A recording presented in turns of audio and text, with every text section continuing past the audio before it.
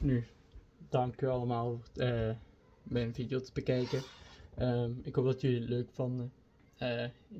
Ik wil jullie nog als outro wil ik mijn hopelijk creatieve opdracht laten zien. Bedankt voor het kijken.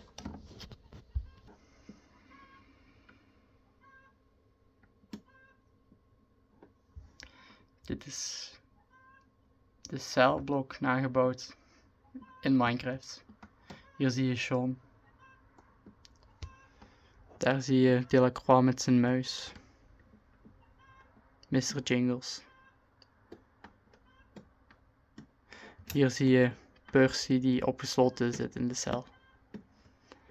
En dan het belangrijkste stuk van het verhaal, waar het einde zich afspeelde.